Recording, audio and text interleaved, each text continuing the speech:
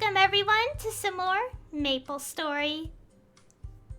Today I'll be grinding some more EXP on my main, and that is pretty much what I'm going to be doing today. And also, I originally had plans to stream Genshin instead because I did say I want to do a hangout event in the game. Unfortunately, I was busy the other day, so I had to cancel that stream. And a new event started in the game, and while it doesn't affect the hangout, I prefer to play the hangout when the event is over. So I decided to change when I do that event now, so... yeah, so instead, I'll be playing some Maplestory in the meantime, and yeah. Also, I'm in my player home, as you can tell, and I'm here because I need an EXP buff real quick, because some additional EXP is good. Okay, let's see. Okay, there we go. Oh, and also I didn't really do my daily stuff yet, so first things first, I have to, get the quest. And then after these are done, I will obviously go to the map that is best to get EXP in. Okay, set Talon. Okay. And this process will be a little quick, because it doesn't really take long to defeat these enemies, so that is okay.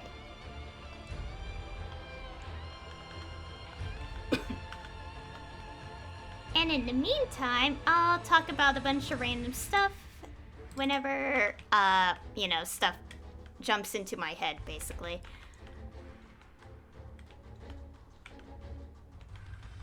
And at the moment, I am actually not sure where to begin. Because I'll say a lot of stuff has happened. A lot. I don't even know where to begin because, I don't know. It's like, it doesn't really affect me. But having to see people talk about it kind of gave me a headache. So, I don't really know.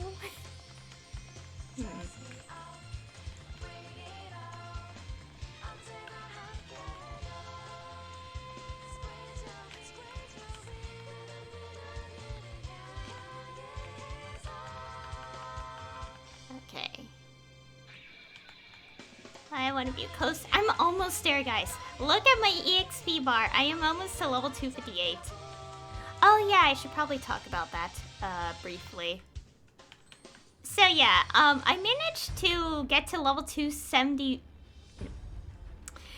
I managed to get to level 257. I keep reversing the numbers for some reason. I managed to get to level 257 between the last time I streamed Maplestory and now. And since then, I did, you know, obviously grind for some EXP.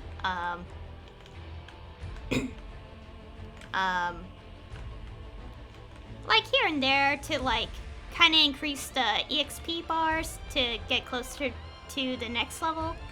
And then I managed to finish leveling Pink Bean to 220, and that took so long. I was like, never again.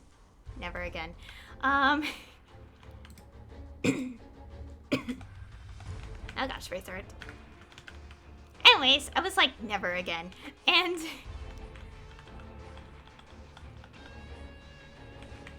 I got a EXP potion from that, and that gave me like 60% EXP, and here we are.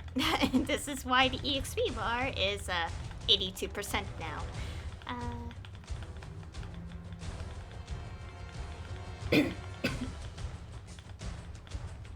Yeah, so I'm actually getting much closer to my goal of level 260. And I am happy about that, because I really wanted to get there so I could start getting sacred symbols. I'm not sure how that works yet. Because unfortunately, I'm clearly not at that level yet. So...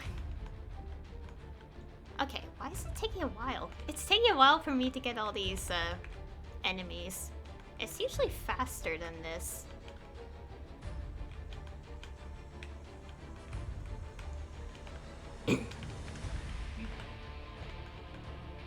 Oh, here we go. Okay. Oh, I also have this.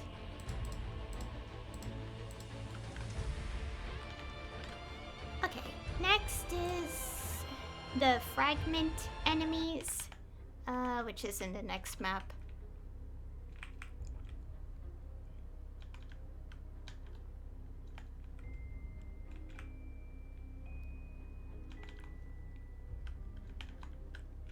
Okay. Yeah, I forgot to do my, like, dailies here because I got lazy last night and I was like, you know, since I'm gonna stream Maplestory the next day, might as well just, like, do this during the stream, so that's why I'm doing this now. I forgot to mess with this! Yeah, forget it. My throat. Yeah, my throat is a little bit itchy today, so I apologize if I'm coughing a lot.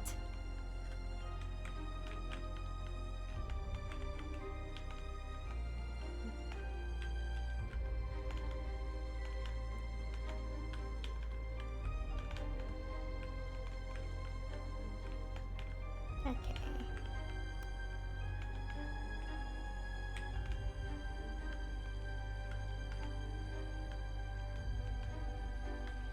Okay, so close, come on. Want to finish this quickly so I could start,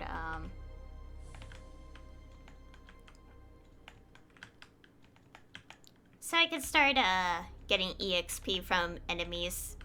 Just, one level above this character, so level 258. Oh, okay, and first, let's go defeat this enemy real quick.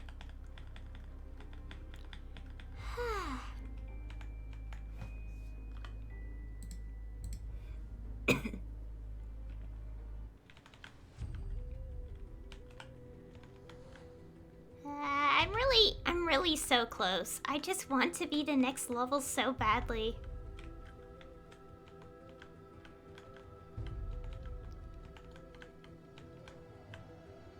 Of course, even though I get to the next level, I still have about 2 levels until I get to Cernium.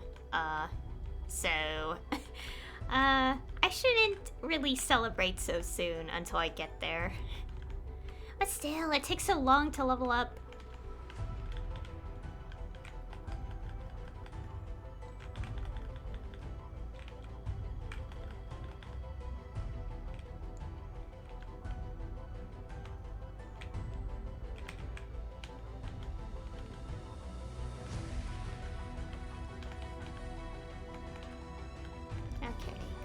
Almost there.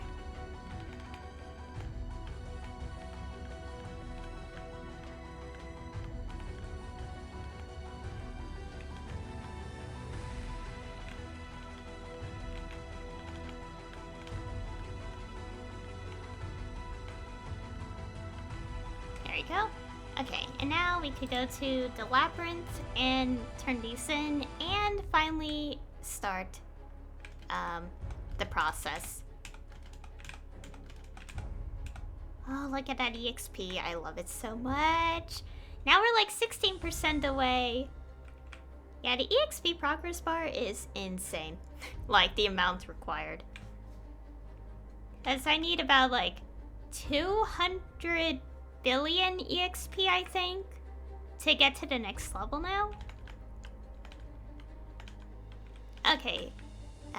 This is also the map I'll use. So I am so close. So close. I don't think I'll be doing this today, though. I don't think I could get like 16% on stream, so I'm not gonna do that. I'll just keep it simple for today.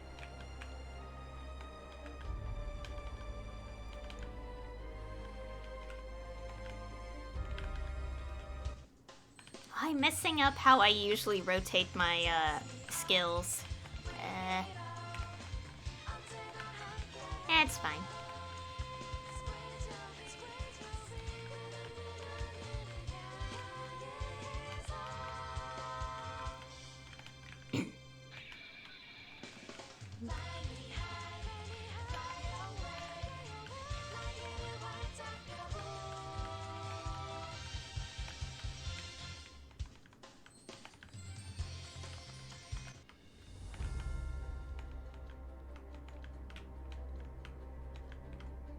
Okay, I really had to move my mic a little bit because I need to see my, like, cooldowns in the corner. Okay, there we go.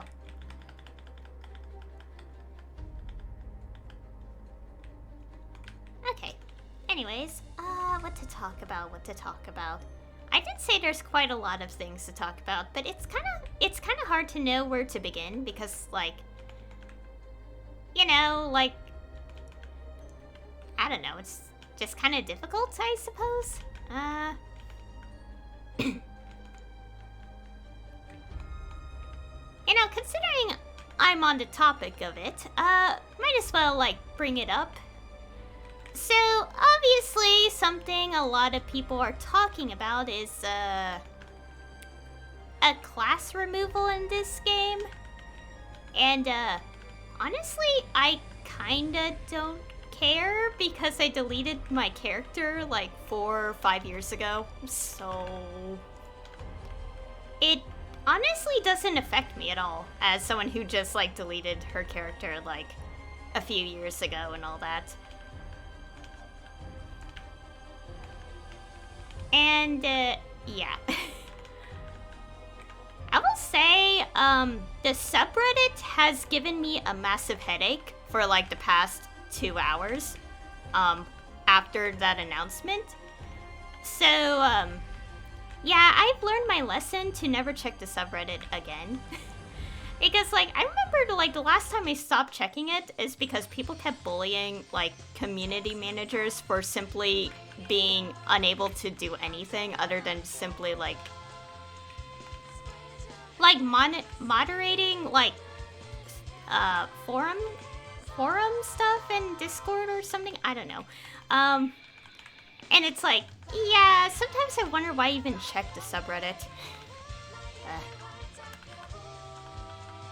So yeah, my lesson has been learned that I should probably never check the subreddit ever again.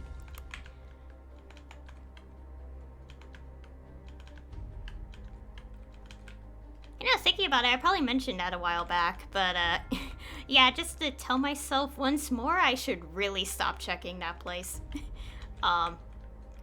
Because Reddit, I don't really like it. I do go on there, but, like, not for, like, I don't go on there regularly. I just, like, check up, like, stuff once in a while. So yeah.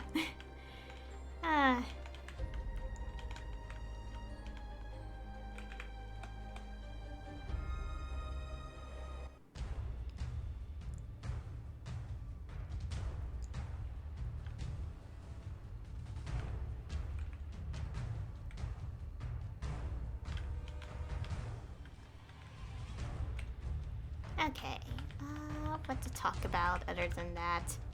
I don't know, I don't want to go down that whole conversation because I personally don't really care, so I'm like, you know, just that one person who's like, oh no! Anyways. I think I'm just more surprised by the fact that people actually have played that class. I'm like, really? Like, the last time I saw anyone talk about it was, like, 5 years ago, or, like, sometime around the time I deleted my character. So, like, that was literally the last time I've seen anyone talk about that class. I am not kidding. It really was the last time.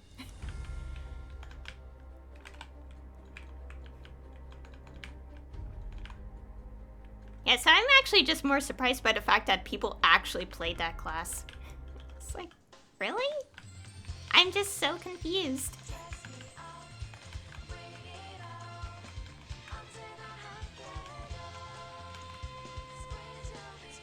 Also, while looking through, like, stuff, I have learned that, like, there's quite a few angelic busters above level 275. And I'm like, that's cool. Because I don't know, I just don't really hear people talk about angelic buster as much. Which is surprising as someone who is an angelic buster main, so...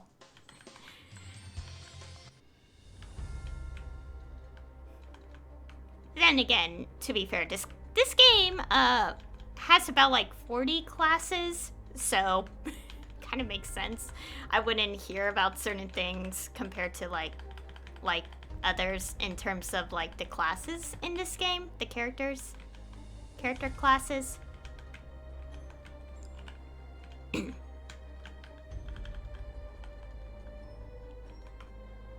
Ouch, my feet. I've been sitting on my legs for like 10 minutes and it hurts. Slowly getting to the next level.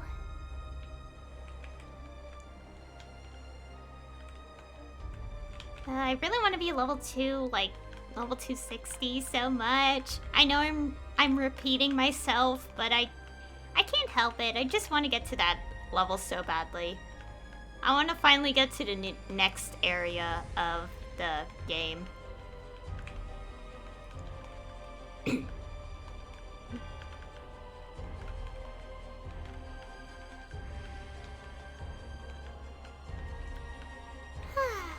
Anyways, what else to talk about? You know what? I'm gonna change the subject to like Genshin and like other stuff because like, I don't know. I'm like excited for like next week, a bit. I don't know. It's hard to put my reaction to words, but basically I'm excited to get Baizhu and Kaveh in Genshin. And also the story quest for Baizhu as well. Like, part of it does have to do with, like, I really want to know, like, what's it... I want to read their character profile stuff so much and listen to the voiceovers, basically. Like, I really want to know more about these characters. Oh,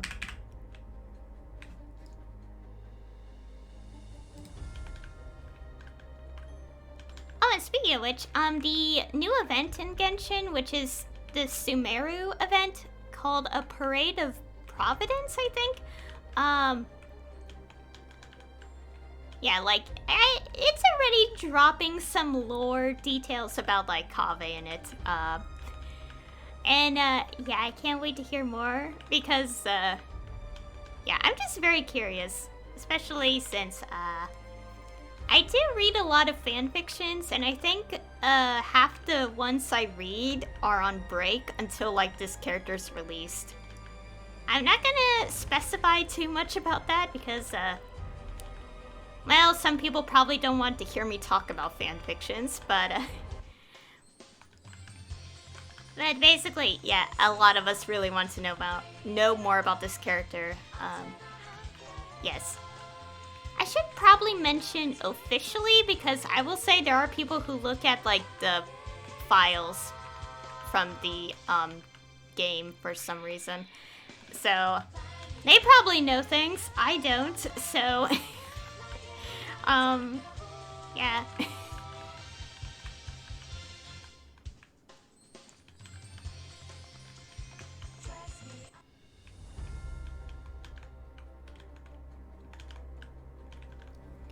Also, speaking of which, I'm actually interested in, like, what will be the next update in Genshin?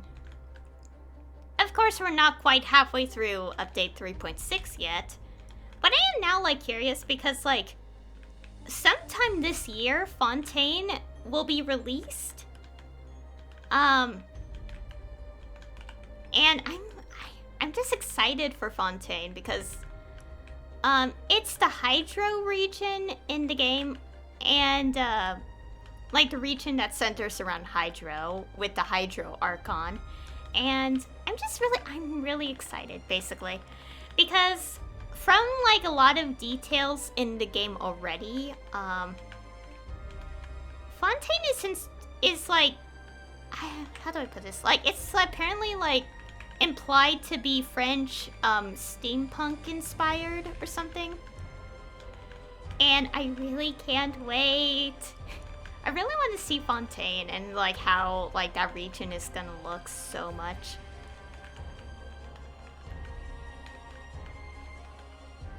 Like there's a lot of like details in the game that are like implying like what Fontaine is gonna be like, what it's gonna be like, what might be mechanics in the area.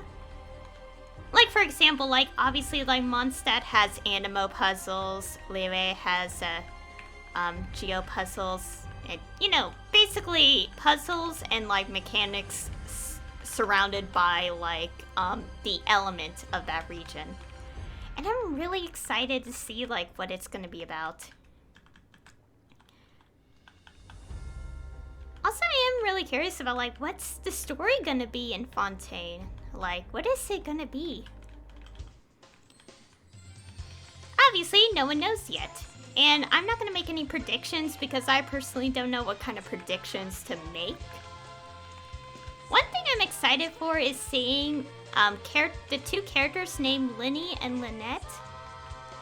And before anyone asks, the two characters appear in the Travail video for Genshin, which is sort of a story, like an idea of what how the story is going to progress, like chapter-wise. Like prologue is Mondstadt, chapter 1 is Lewe, chapter 2 Inazuma, chapter 3 Sumeru, chapter 4 Fontaine, which is next, chapter 5 Naplin, and chapter 6 Snezhnaya. And there's also Conria in the Travail video as well. But there's no number for that chapter. It's literally question marks. And I think that's like implying that there could be like multiple chapters between Snezhnaya and Conria, but we just don't know yet. And that alone makes me excited for what they have planned for the story. I think a while back, like a couple years ago now, which is insane to think about. I think when like the popularity rose so fast with Genshin, like the original plan extended for like a few more years. Not quite sure if that like affects how long the story, like the main story will go, but I'm excited to like, for like a lot of things basically.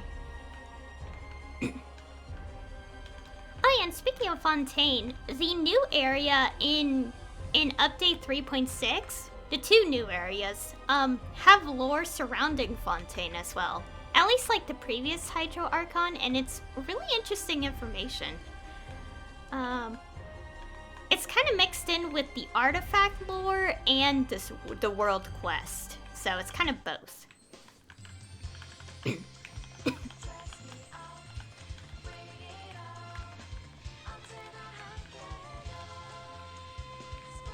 I'm just so curious. I can't wait for Fontaine.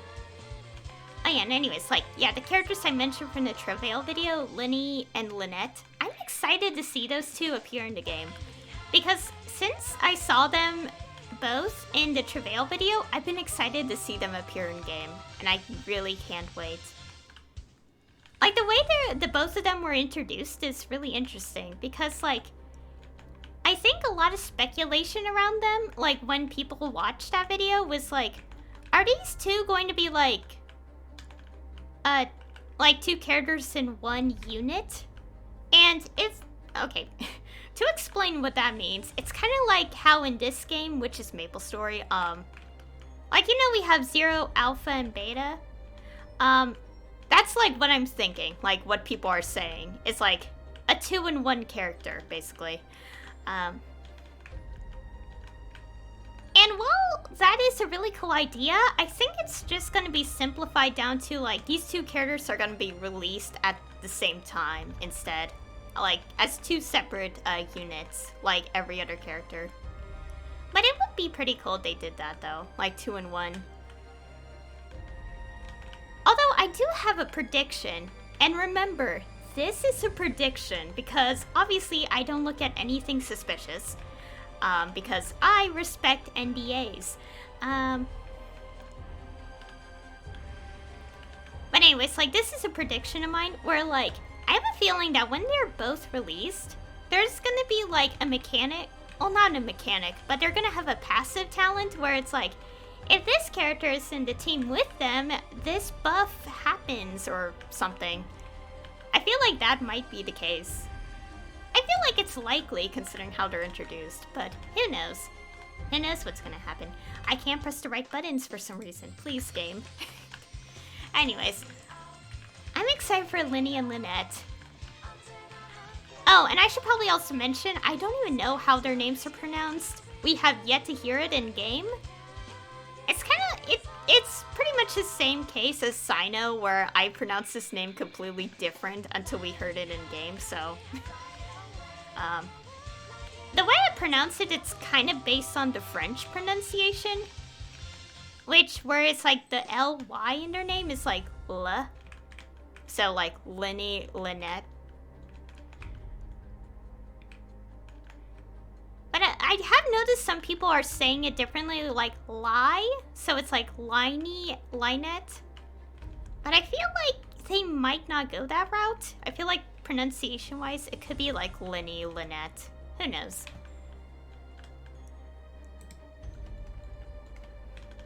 Who knows? We don't know yet. I wish we do, but we don't. I really can't wait. I wonder, like, when Fontaine is released, I wonder what update they'll appear in. Linny and Lynette. I can't wait. The bigger question is, which update are we going to get, like, teasers for Fontaine? Well, obviously, it would be the last update before, Fontaine, obviously. If, you know, following the pattern of, like, you know, the previous region releases and all that, and the teasers. But who knows? Who knows? Actually, I feel like it would be obvious, because, well, duh, it's gonna be the immediate next update after, like, after that. Of course, they would have to tease it then. But it does make me think a little bit. I'm so curious.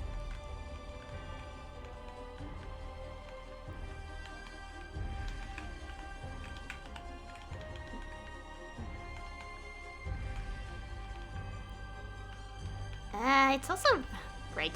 My room is very humid right now, and I hate it. I hate when the temperature increases so much. This is why it's always cold in my room, usually. I think part of the reason is because I have the door closed, and my computer is emitting a lot of heat, so that is probably why. Okay, the fan is really strong, so it shouldn't be, so it's probably just the door being closed instead.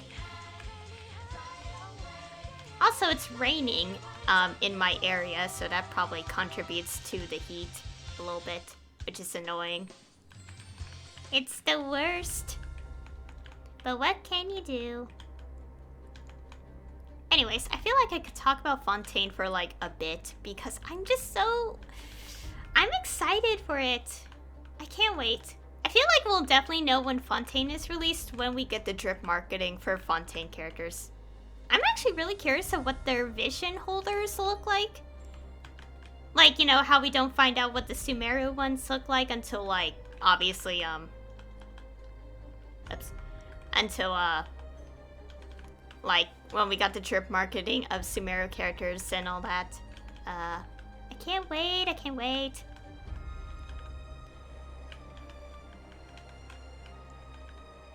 Gosh, I'm just so excited to see Linny and Lynette so much.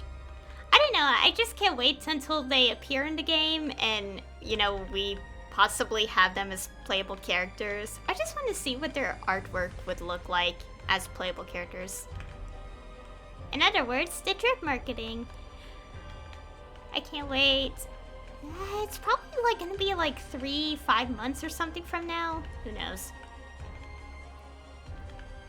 We have to be patient, guys.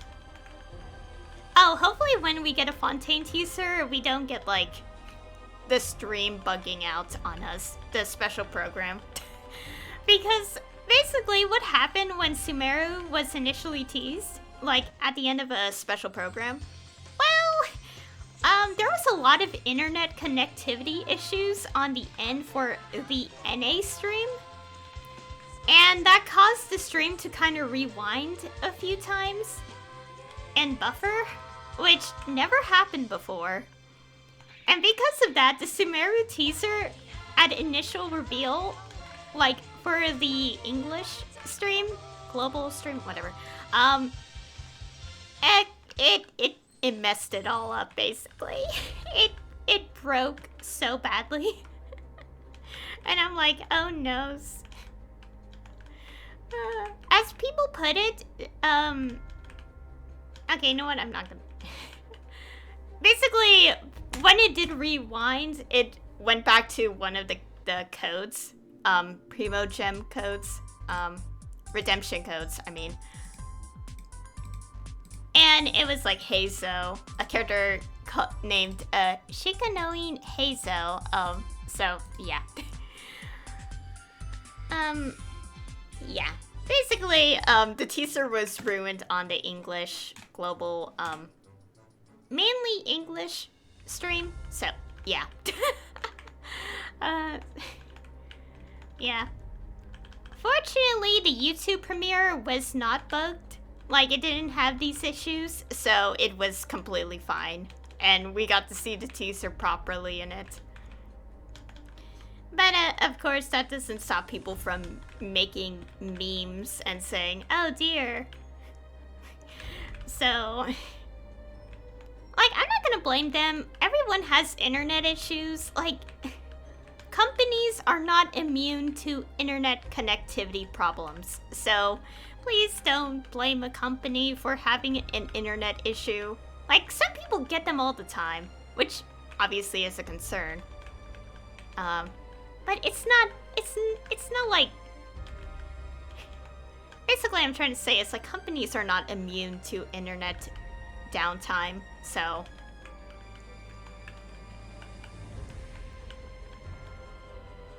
But anyways, so yeah, that happened. Hopefully that doesn't happen for Fontaine's reveal, because that would be awkward. Again. I'm just really curious about Fontaine. I wonder what the teaser's gonna look like. I really want to see teasers. I think what would be so cool is if, like... Okay, so Fontaine is obviously the hydro region of Genshin. And I'm really curious if we're gonna get, like, an underwater exploration. That'd be so cool, I think. To be honest, that would be really cool if there's underwater exploration. I mean, it would make sense for the hydro region to be, you know, involved in, like, a lot of water-related exploration. So, that'd be really cool. I think one NPC in Sumeru kind of gives the idea of that happening, I think. Because, thanks to someone I watch, like, he made a short where, someone told him that there's an NPC that talks about, like, this NPC was like, oh, I want to get this diving permit in Fontaine because, like, you could, dive and explore the underwater stuff in Fontaine or something, I don't know. And I'm like, that is interesting to hear from an NPC in the game. That'd be really cool if that's an actual mechanic for Fontaine.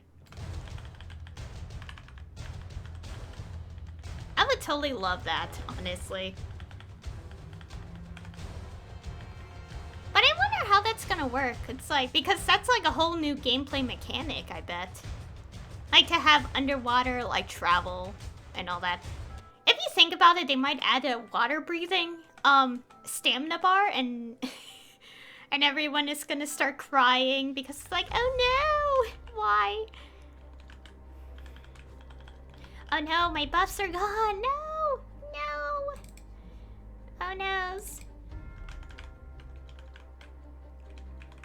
Anyways, underwater exploration would be really cool.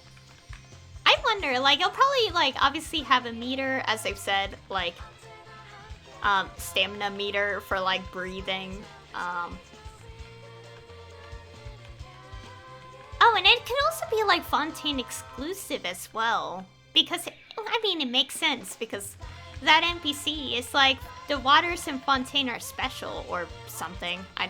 So, like, because like if you think about it, like each region has like unique like puzzles and like specific things that like the other regions don't have. So I wouldn't be surprised if like this ends up being one of the unique features in Fontaine. Okay, now I'm just like believing it might happen. It would be so cool if it does though. As I said a billion times now. I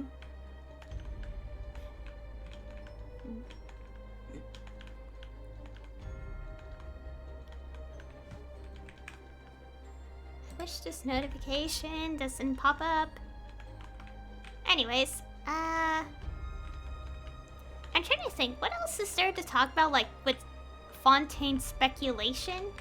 And I should mention speculation because as of this stream, Fontaine has yet to be released in Genshin.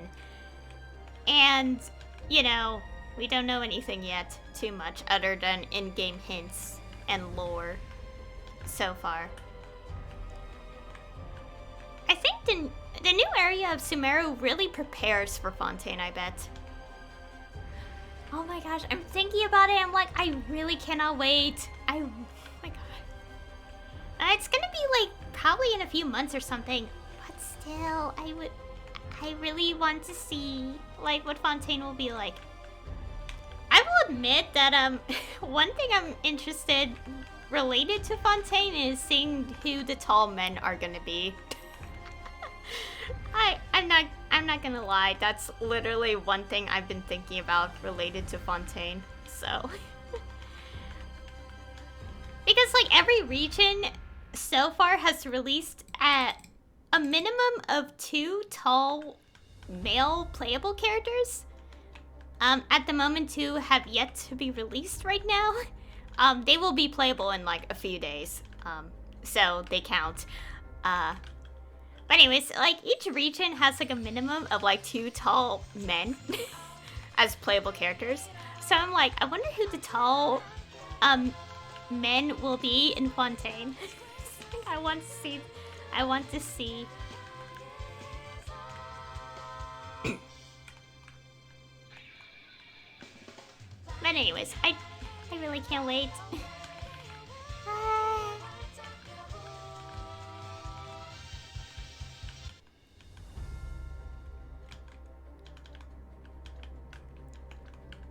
I'm just remembering something.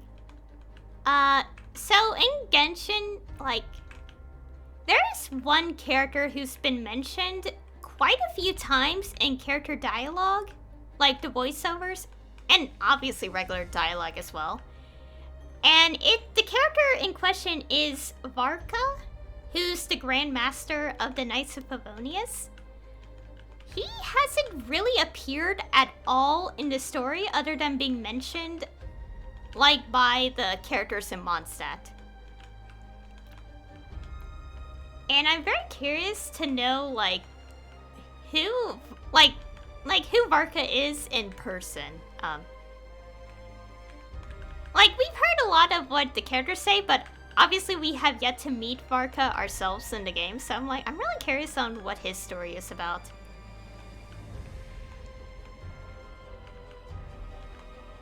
I will say that, like, there's one thing about Varka that everyone wants to know, and it's what he looks like. And because, like, I think, okay, I kind of went into, like, a whole talk about this to my friend. Okay, I'm gonna try to find my own post about this because I talked about it in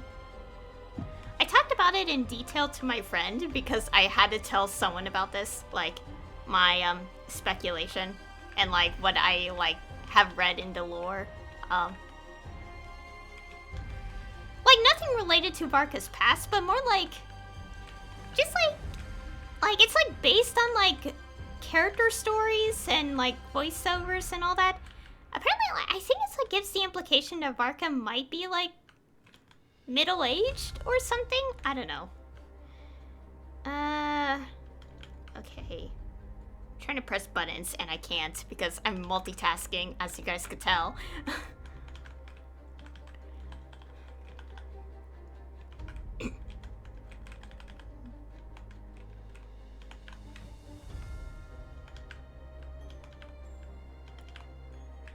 Okay, give me a second.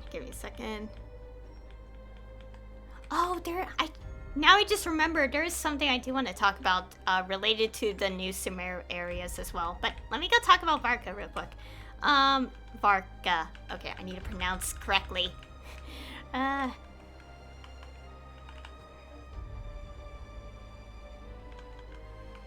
Okay, I don't think I'll find it, like, right now, because it'll take a while. But basically, I was, like, talking about, like, because, like, a lot of speculation in the community is, like, what Barca might look like, because people are probably, like, thinking he'll look, like, gruff,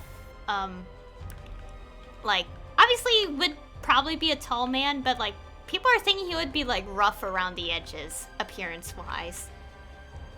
And I think, like, part of it is, like, related to the fact that, like, based on, like, character story stuff, like, he should be, like, a middle-aged adult. But, of course, considering Genshin goes by anime logic, where characters, like, a character would look 20 even if they're 30, basically. So, yeah, part of me is thinking that he'll probably look kind of young for his age. So, obviously, the majority of Genshin characters don't have canon ages. So it just, like, we don't think about it. But still. But there's a lot of implied stuff in lore, so, like, for Varka in particular, it would be very obvious, I guess. So, honestly, for me, I'm not really, like, making any sort of speculation. Whatever happens, happens. So, you know. I mean, in a way, it's kind of interesting to watch everyone, like, go into chaos because of, like, something upsetting happens. It's like, oh no, why is this character designed this way? In terms of, like, fan design versus official design, kind of, like, discussion, basically. Like, for example, like, that whole thing with, like, Ayato before we actually found out what he actually looks like. Like, because there were so many fan interpretations, basically. I mean, like, it can't be helped. Like, a lot of people want to put in their interpretations. But it's like, people fail to realize that, like, these are only predictions. This is clearly not canon.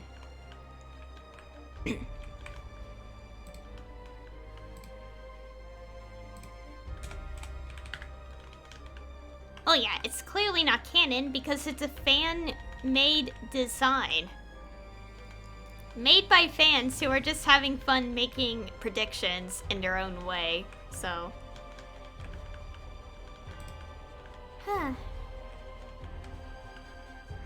Anyways, oh, and also, I just reminded myself. So, obviously I brought up Linny and Lynette earlier.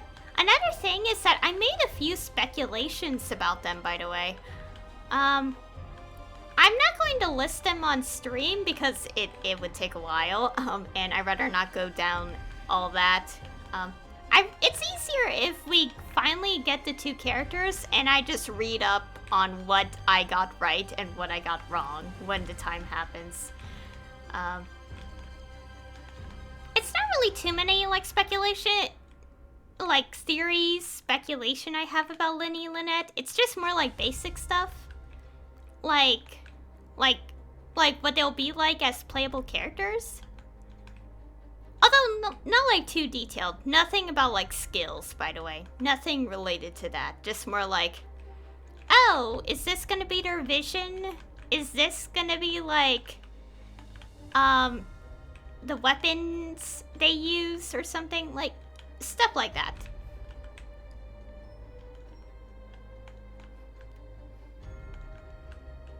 Oh, and also another thing, the most important thing I am excited for Fontaine and it's the music.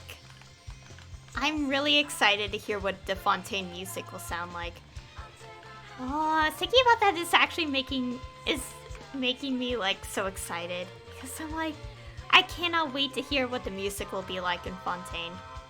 Like, obviously the Travail video gives us an idea, like, of what to expect.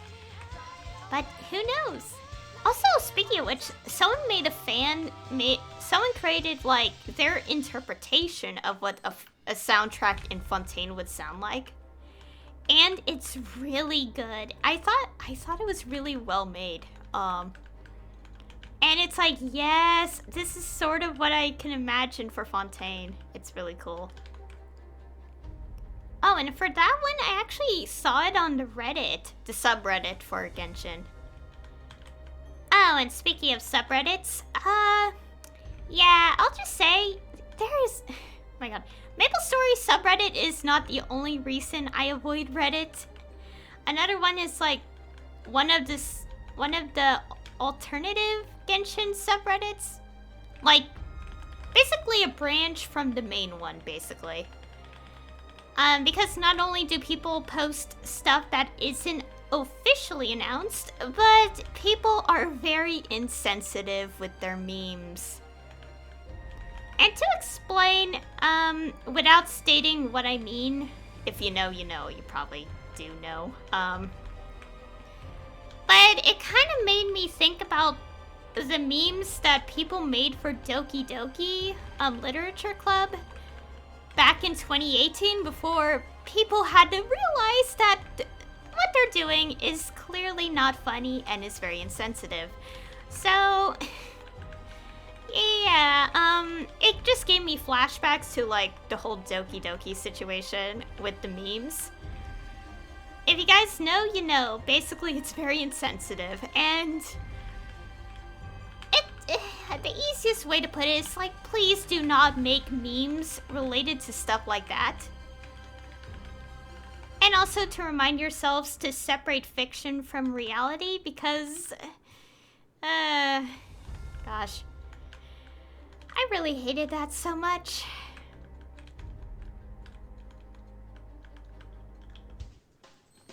The map is already at 80% EXP. Huh. Anyways.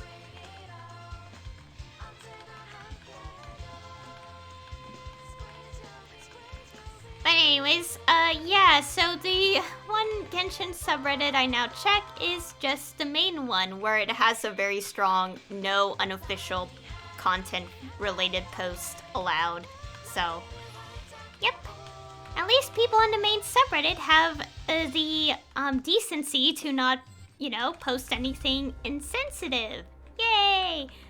Well, obviously it's against the rules, but apparently for the other subreddit, it's not against the rules for some apparent reason, as I kept seeing those memes still on the page. Why are people like this? And I'm not kidding, it really was insensitive. I'm not going to repeat it, because I am not going to bring that into my streams. Just know that, don't ever make memes like that.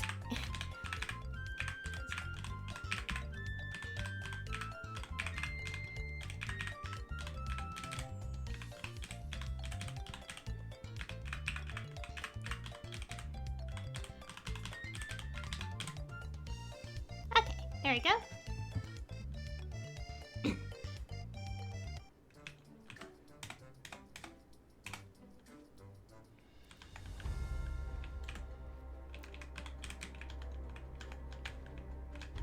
Anyways, I do want to keep talking about Genshin stuff because there's a few more things I want to talk about.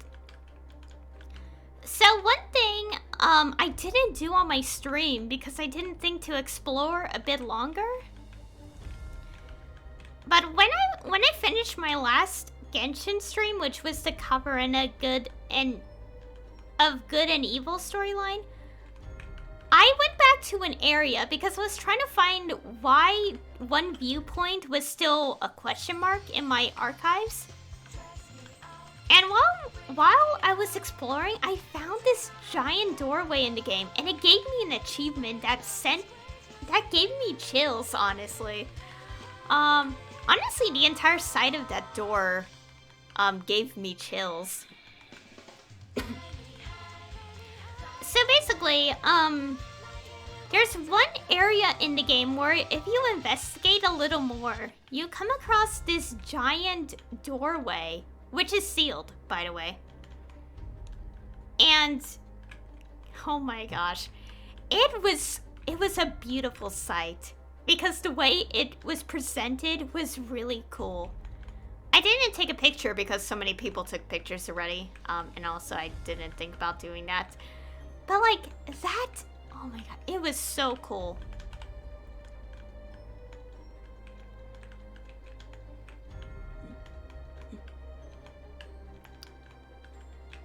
So basically, the new area in Genshin, like, has a lot of Conria elements, like, underneath, like, the surface of the new area. And, basically, one of the big things is that we go through a Conrian workshop or something related to the ruin, creations. And honestly, like, while I continue to play the game, I question why Conria even made so many of these mechanical creatures. I'm like, why did you make ruined dinosaurs? Like, seriously, the moment I saw the ruined golems and the new ruined enemies in Sumeru, I basically cried. Back in 3.0. But anyways, yeah, so basically we go through one of their workshops, and, you know, we kind of see like, you know, a lot of stuff there. We see a bunch of things. And I think there's also notes that, like, are from Conrians from, like, over 500 years before the story started. And it's really interesting. I love the lore that we got in the new area.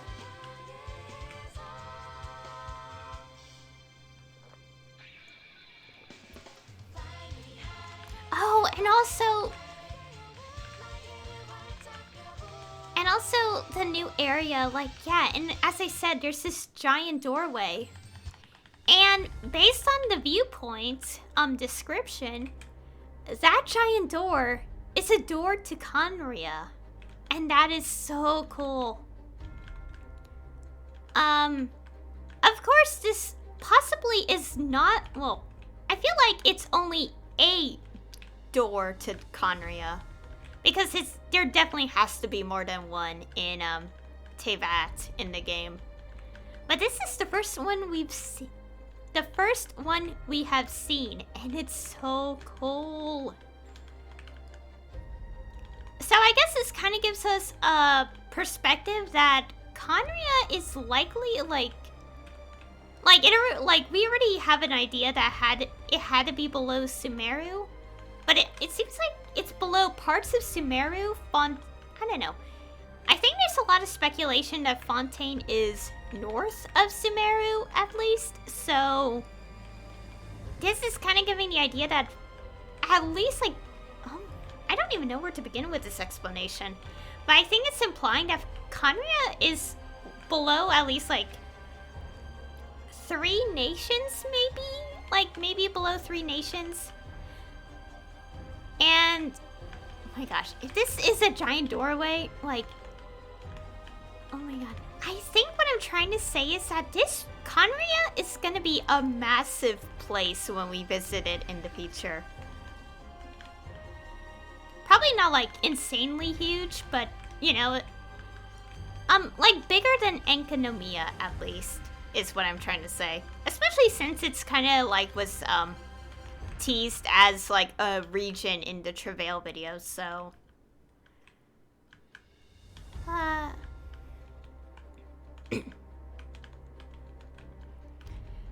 can't wait. Obviously, Conria is probably, like, 5 years from now, so I'm not gonna, like, wait too much, because that'd be a bit much.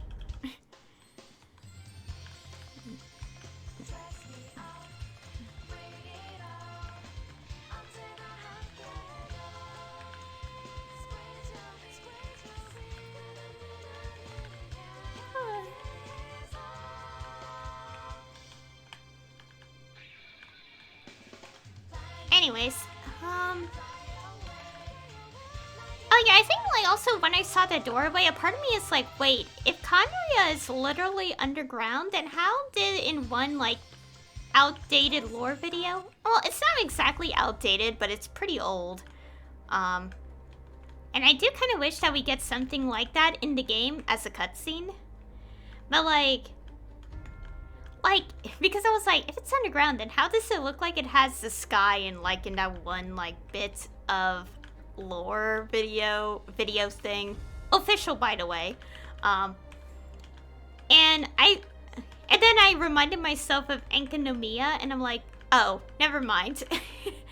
Because Enkanomiya is essentially underground, by the way. And like, and it kind of has what appears to be a sky despite being underground, so it's probably the same for Conria. Anyways, I don't really know what else to talk about. I'm just keeping quiet because my throat,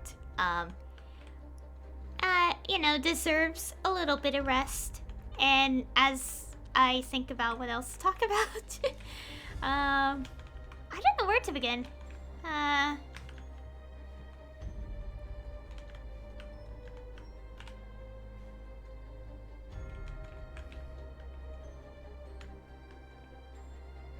Oh, also, I just remembered.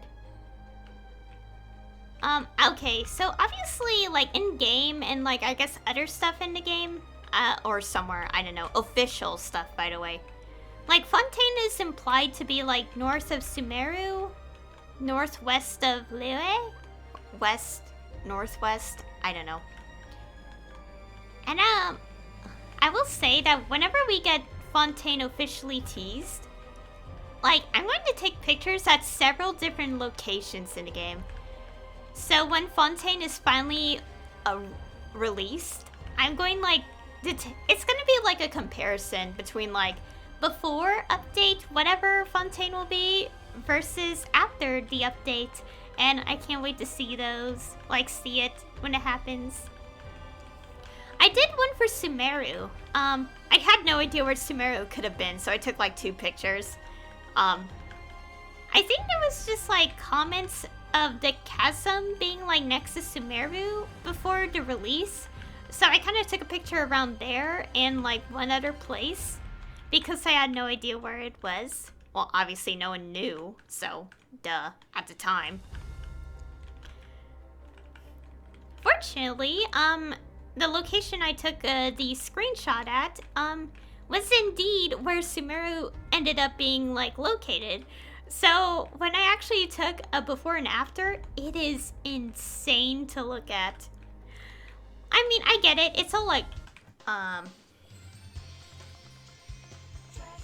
it's all just like, placeholder out of bounds before a new region is released. But to see how drastic the change is always makes me smile.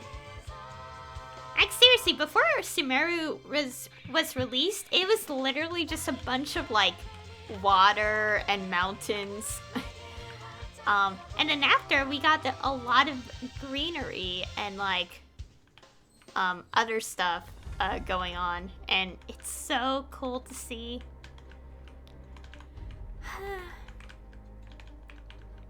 I really can't wait.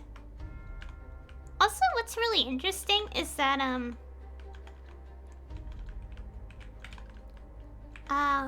not related to the game, but just related to fan speculations about, like, how the map would look like in Tevat. I saw one person, and reminder, it's completely speculation. It's not official. If it ends up looking similar, like the official stuff, it's just a coincidence. But, like, I love their speculation map. Like, it's pretty good, honestly. Again, speculation, not official. And, it kind of makes me curious about, like, what the future of the map in Genshin will look like.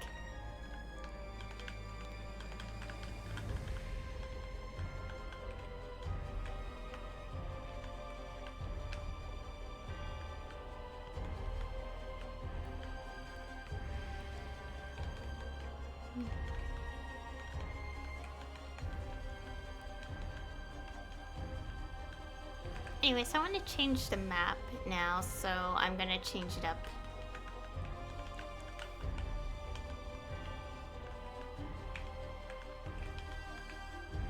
Anyways, I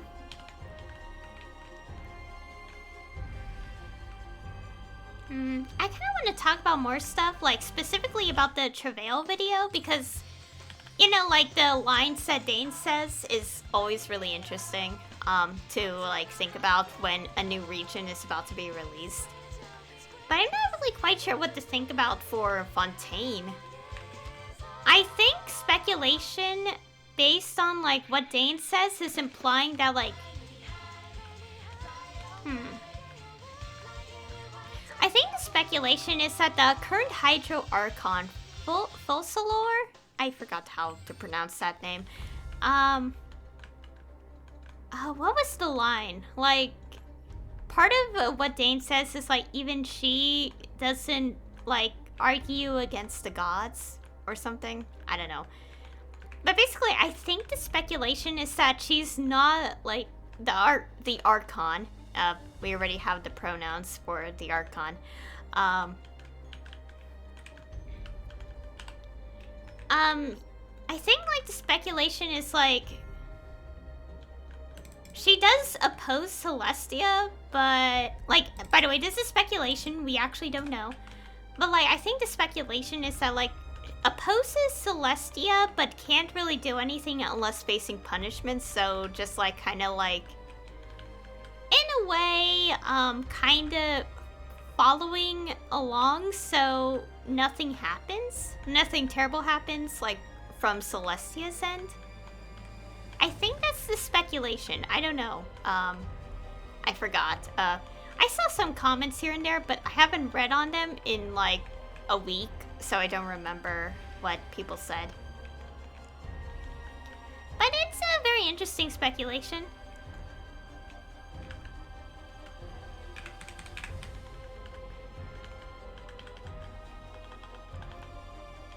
I guess in a way, like, one could say that like what Dane says is like, well, it does make it seem like one way. It ends up being like like twisted in a different way. I think. If I remember right, like the Sumeru one, it's like saying the Archon doesn't fight against the wisdom of the people or something. And it's like and like it turns out that that's the case because like literally the Archon was literally trapped and sealed away for 500 years. So she literally could not do anything to stop the corruption. Because they literally locked her away. So so basically like people are speculating a lot of interesting stuff based on Dane's line in the Travail video. And it's really interesting to see the speculations. Anyways, what else to talk about? Oh, and also, this isn't Fontaine related, but I do want to think about Natlan, in Genshin. It's chapter 5, based on the Travail video. And honestly, Natlan is a big mystery, in the game.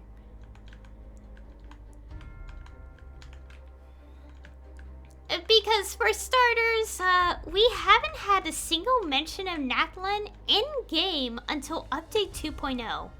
And even with that, there's been very little mention of the area other than like a few comments here and there like, oh, they have fantastic hot springs. They have like I don't think spices, but like I don't know. I forgot what Paimon said in a Sumeru quest. And basically, like, just like small little hints here and there. It's so weird because we don't know a single thing about Natlan. And it's supposed to be released literally before, like... Okay, like, obviously based on the Travail video, Natlan is set to... be the area after Fontaine. So I'm like, what are they gonna do with Natlan? Like, how are they gonna foreshadow Natlan or something? Because, like, it's so weird because even Snezhnaya has, like, so much, like, mention in the game, but it's going to be released after Natlan. So it's like, what's going on in Natlan for like... Because, like, at the moment, fans are believing it's either,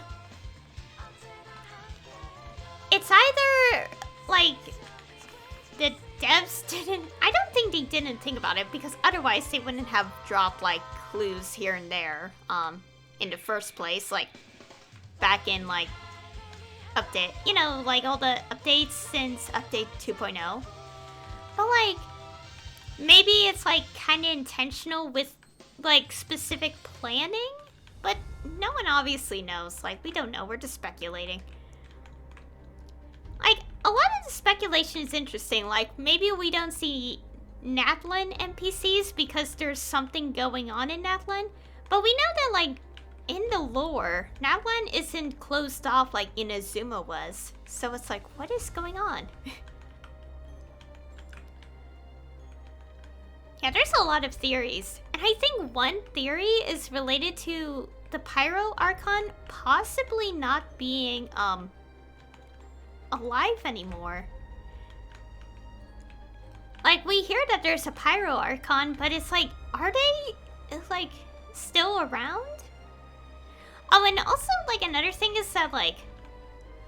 Okay, so basically, not counting, you know, what happened in the Sumeru storyline, which kind of affected, like, the memories and written history of a lot of stuff. Two Archons, only two of the original Archons are still around. Every other Archon, succeeds their predecessors, the originals. So, we know that the Pyro Archon is not the original, officially. And I'm starting to think, alongside a few other people, that the name of the Pyro Archon we've heard is likely a different person, like the original. Of course, we actually, you know, don't know anything. I'm just saying a prediction, speculation. Oh god, my wrist, ow.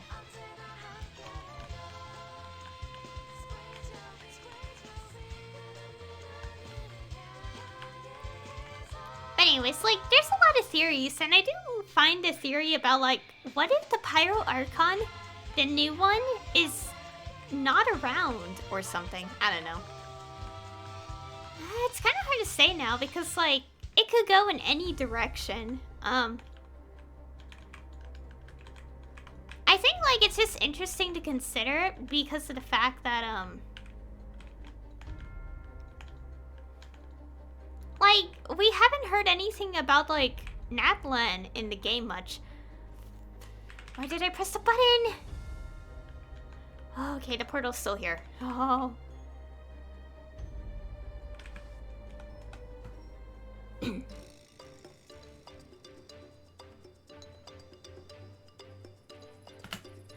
Oh no. Let's get some free EXP. We have to get closer to level 260.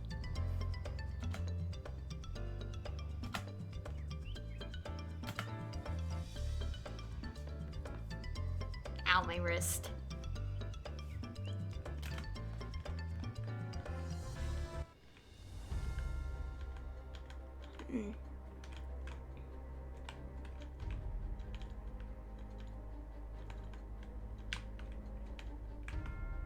Anyways, yeah, I will say, a lot of the speculation related to Natlan and the Pyro Archon is really interesting. So until, like, we learn some clue about, like, the Archon at the end of, at the end of the Fontaine Archon questline, like, for now, like, we're not gonna think too much on it. But I do love the speculations. And some of it is tied to the title chosen for the Nathlin chapter, which is Ode of Resurrection, I think. So I feel like that could give us like an idea of what to probably expect.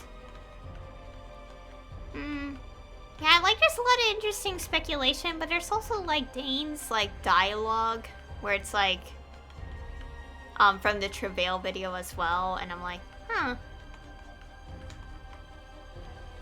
still, speculation is so interesting.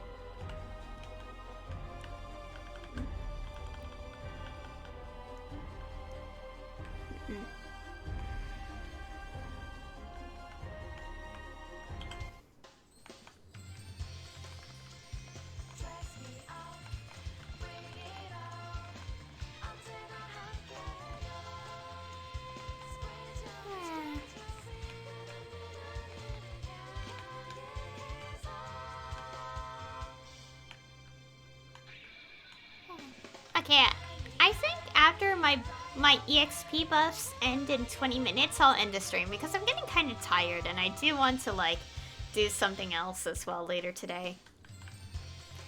I may be mostly done with my university work, but I still have to prepare for my next semester, so I have a lot of work to do.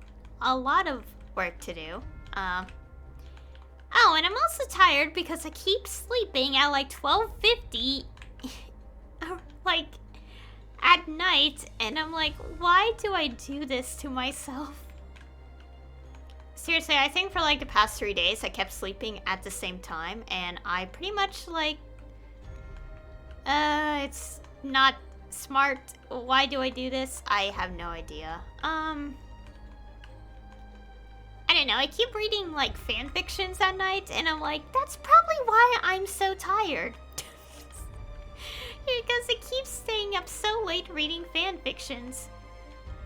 I can't help it. People write so many good fan fictions. I love it.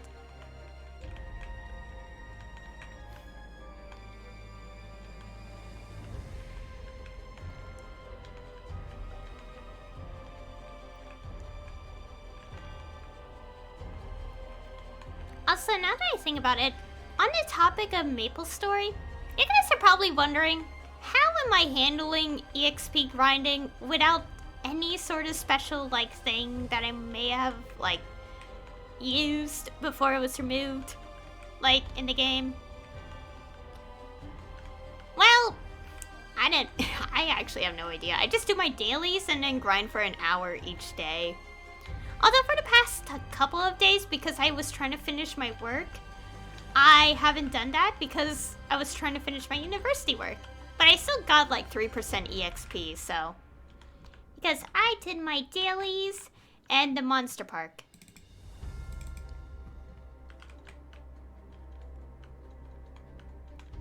Also, this is Scania, so there's not really like a whole ton of people, like, not like Reboot basically.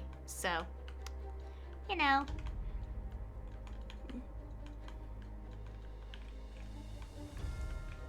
Somehow, despite like no like increased monster spawn rate, like I am doing wonderfully. Like seriously, I managed to get to like this level kind of quickly. And also, to be fair, even before like the removal of that item like in the game, like I don't know, I always forget to use it, so it's like, was it really something I used often anyway? Like, no.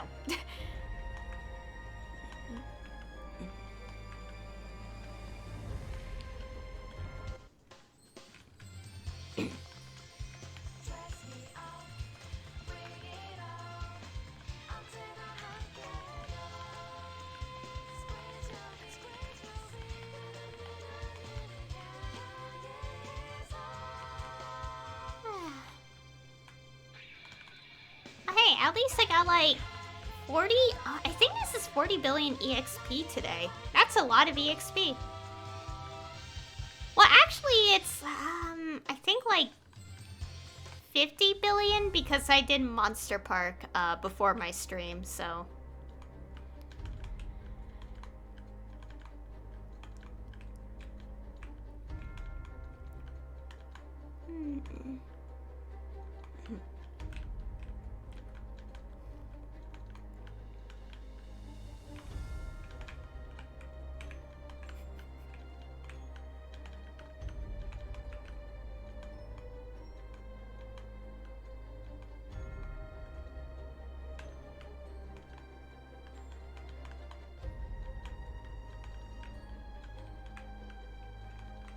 Oh my god, I just remembered I still haven't finished Octopath 2 yet.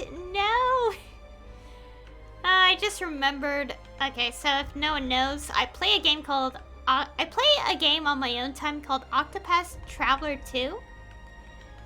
And because of my university work, I couldn't finish the game. And I'm like almost at the end. I just want to do the last side quest and start the extra stories. So I haven't really done the ending yet. But yeah,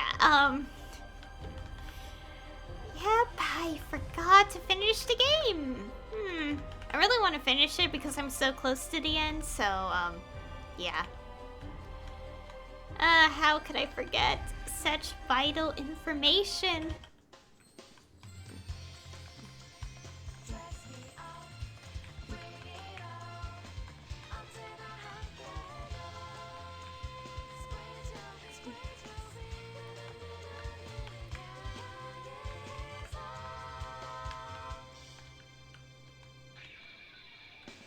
Also, I better finish the game before this one person I follow on YouTube finishes their playthrough, because I think they already, like, they're finally like uploading like the last of their videos related to their playthrough, and obviously that would include the ending of the game, and I should really finish mine before I end up seeing spoilers. Like, they don't really spoil their videos, but their thumbnails kind of give ideas. So I'm like, okay, that's technically a spoilers, but honestly, who checks part 57 or something of a playthrough? So, like, yeah. I'm so close. I really gotta finish that game. I really love Octopath Traveler 2.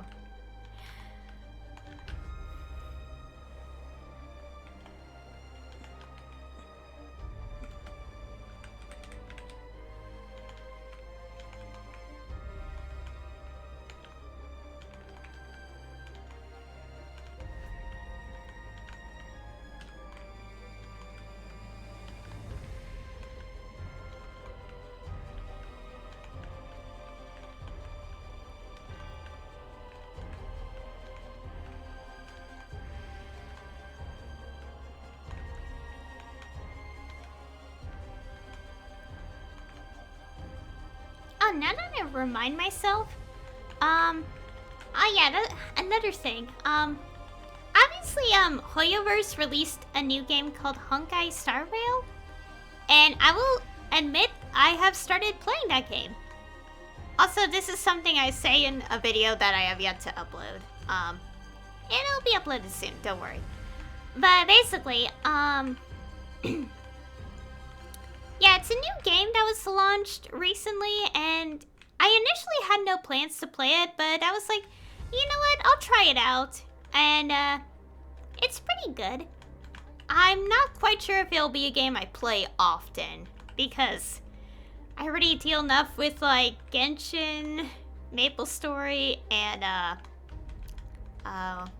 Project Sekai, which I call Prestica.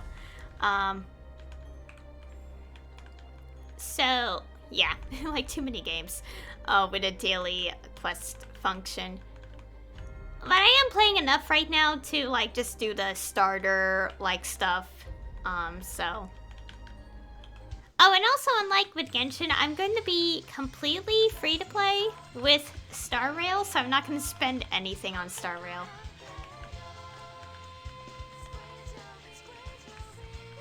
Oh, and also, my first ever 22 10 pulls in the game, I got 2 5 stars. I got I forgot the names of the characters. Like Yang King and Clara. Those are the 2 character 5 stars I got. And also I'm struggling with team setup because I don't think it's ideal to have teams where it's like 2 of the same what's it called, like path or something? Maybe like how some characters have the hunt and some have destruction and some have harmony. That's like what I mean. Like I don't think it's ideal to have like double of like in a team. Which is sad because I love the starter characters, but I can't use like I don't think it's ideal to use the same characters with the same path on the same team, like multiple characters. Oh, and also the thing is, like, it's a turn-based strategy game. And I'm not too big on turn-based strategy, despite, you know, playing Octopath and Trails. But considering my experience with Trails and that I cry... Okay, I don't really cry, but... that I pretty much suffered, the effects of...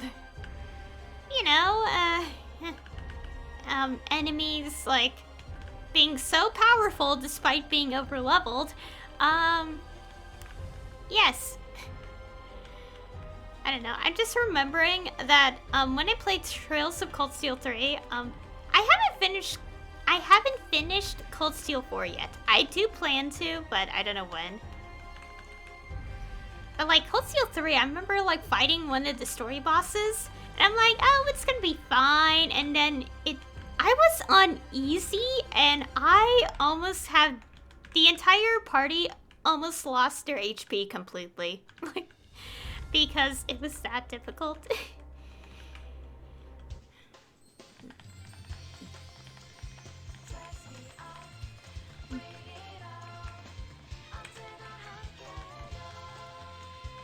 But yeah, it was an experience.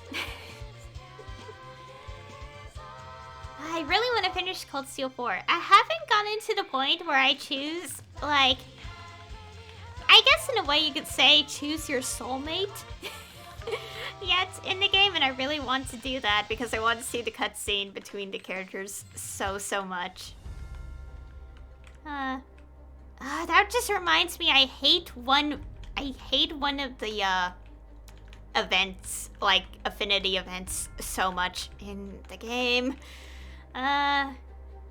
Like some people would be like, oh, it's not that bad, but to me, I feel like there was no consent in this interaction at all.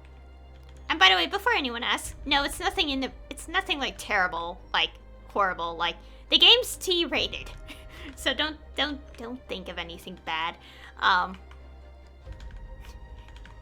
It's like those tropes where it's like to get someone to stop talking, you know, press your lips on their lips to kind of, you know, surprise them. But the thing is, some people may like that in stories, but I don't see any permission given in that situation, so it's like, no. So in other words, when I was playing Cold Steel 4, that made me lose points with the character, well, not in the game. Just with me playing the game.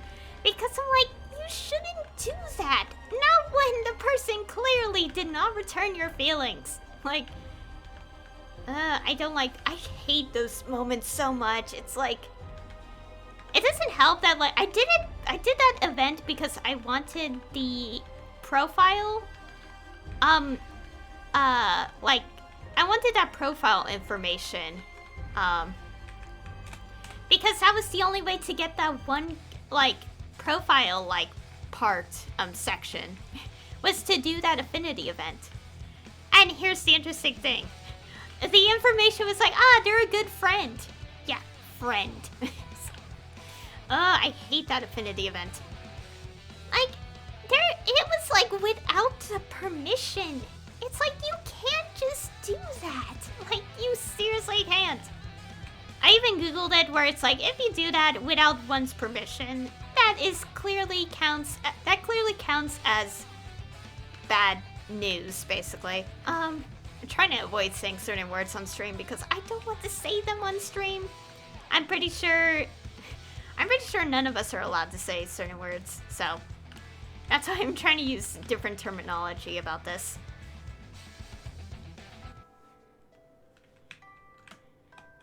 But still, like, as I said, there was no permission given. And I'm like, I started to not like the character because of that. Because it's like, you can't just do that unless you're already in a mutual relationship with each other. Like, you really can't do that.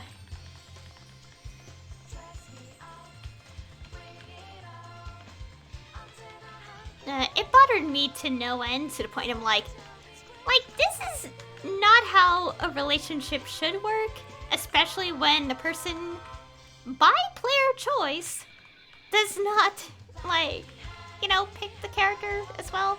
But also, like, the thing is, like, the first affinity event in the game is not supposed to be the event of your choice. So it's like, it bothers me so much. Just mainly the fact that you literally cannot just do that, especially in real life. If you do that in real life, oh boy, there's consequences. So,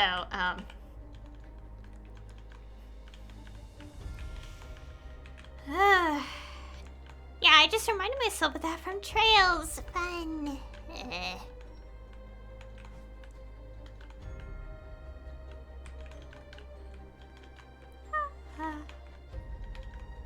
Anyways.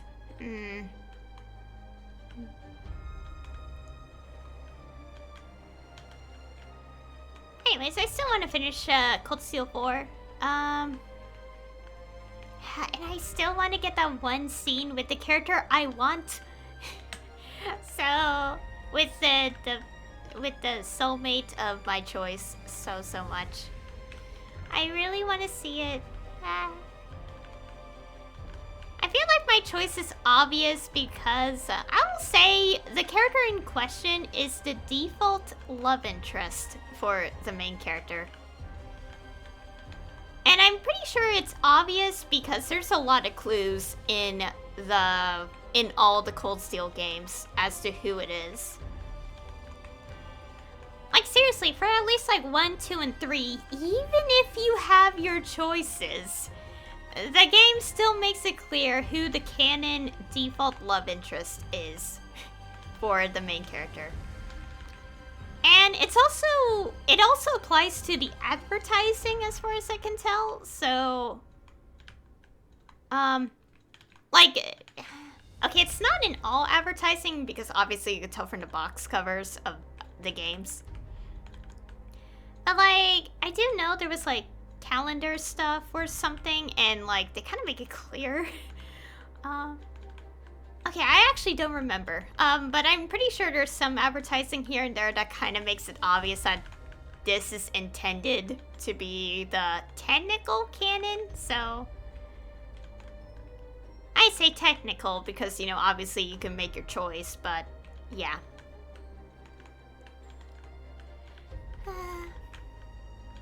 I love their moment in Cold Steel 3 though. Like, I remember in Cold Steel 3, I was like, yay, I finally picked my choice.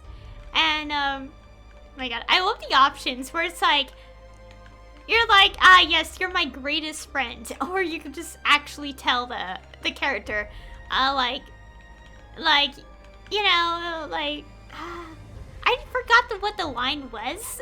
But the line was somewhere along the, like, it was like something like, oh, I want to be like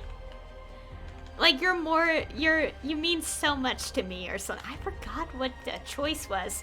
I just remember the other one being very obviously platonic.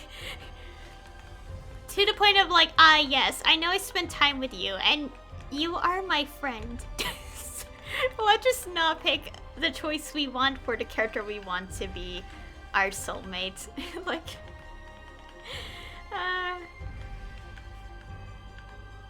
yeah.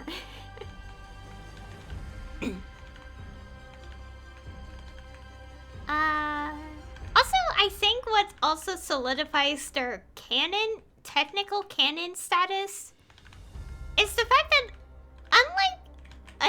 out of like all the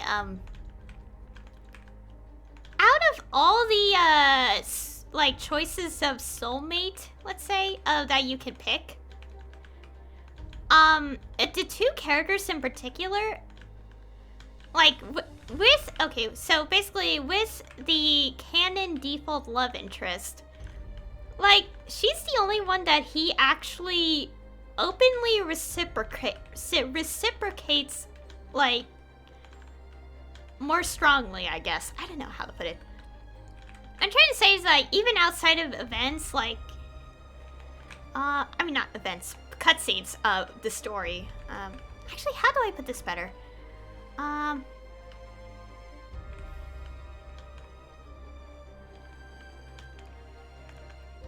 Okay, I'm trying to think. Hurry before my buffs are gone. It's really hard to say, but basically it's like while like the other characters could have like obvious like little crushes, and all that, like it's like it makes it more clear that like for this character in particular, he actually reciprocates his feelings, even if it's not like direct, and like obviously outside of like the cutscene that solidifies it, by your choice, because like I don't know, I just remember like for example like one scene where it's like a hug of a reunion, but like when like it was this character in particular, he actually hugs her back and he says just as many sweet things to her as she did to him, like sweet words and all that, and I'm like, yep, you could really tell. It's canon. Again, for Cold Steel in particular, you had the choice, so it's default canon rather than like you know, because you have the choice. So yeah. And oh my god, this scene was so cute when I played through it. I think what's so adorable is that, yeah, like there's just like mutual like reciprocation, like is like, yeah, between the two of them. It's just so cute how oh my god, I just love their scene. Their scene was so adorable. Just the one where it's like when you select your like soulmate. Like I love that scene a lot.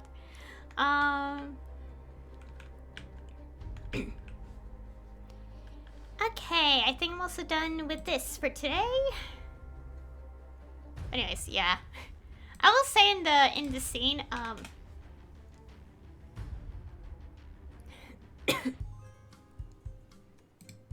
I don't know how to put it. I'm really bad at words, but I'm just not over the fact that like oh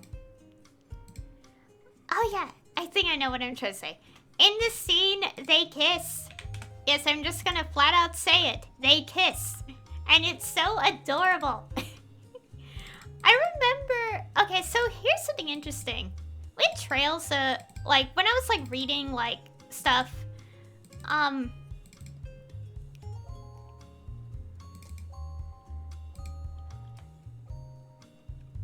when I was, like, reading stuff related to, Cold Steel, one thing I saw was that, like, how do I put that? Was that, like, obviously, like, related to the character being the default canon love interest? Like, I remember reading things about that.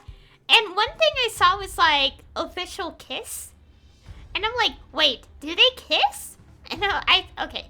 The thing is, I thought it was mainly just in, like, Cold Steel 2, like, their moment. Because I actually don't remember. I have seen Cold Steel 2, but I don't remember, like, a lot of things. Because, it's been a while. But, and I'm like, oh no, it's in Cold Steel 3. And I'm guessing Cold Steel 4 as well. But I have not gotten into the scene of where I can make the choice yet, unfortunately. I want to see it, though. I really want to see it. I want to see it. had to wait though because I think I'm still like a good few hours before that point in the game, and yep, it's gonna be a lot of time. But don't worry, it will be worth it. I cannot wait.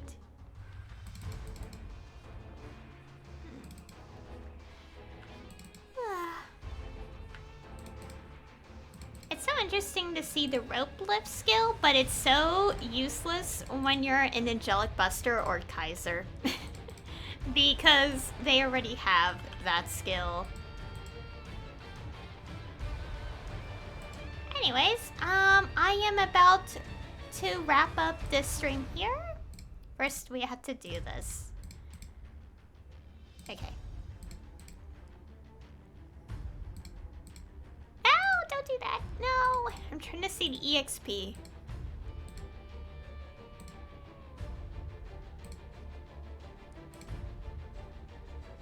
Let's create one of these real quick.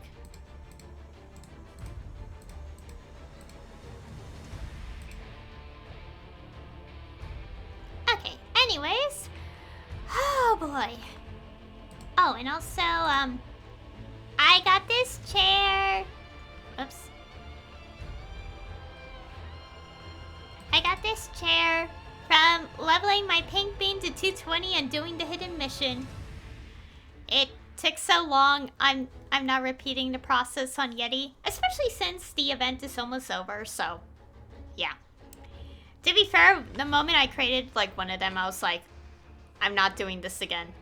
I'm not leveling another character to 220 in like a small amount of time. Huh. Oh, right, these are the only things we have. Oh yeah, we're about to get the 18th anniversary stuff. Yeah, we're about to get all that soon.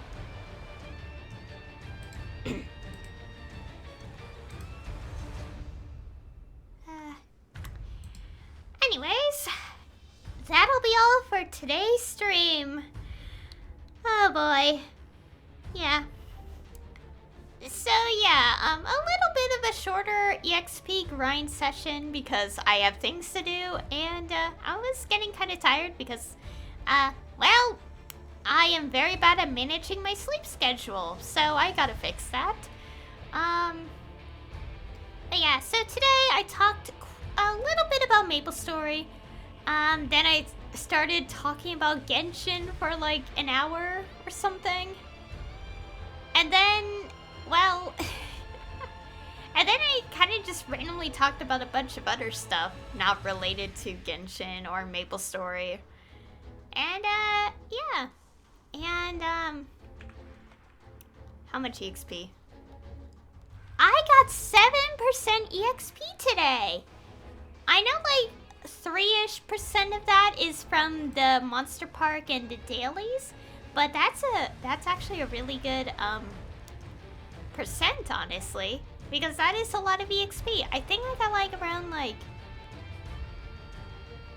I don't know, but I got a lot of EXP, and I'm just about less than 200 billion away from the next level. Yay, and I'll finally be level 258. And that means I'm only 2 levels away from Cernium. So close. Where is it? Here. Oh gosh, I wish they fixed this. It looks so bad. Because like the... Like you see this, right? Like, it's not aligned correctly. Like, it should be aligned like this a little bit, but it's not. So, oh, whoops. But yeah, soon I'll finally get to this point in Cernium.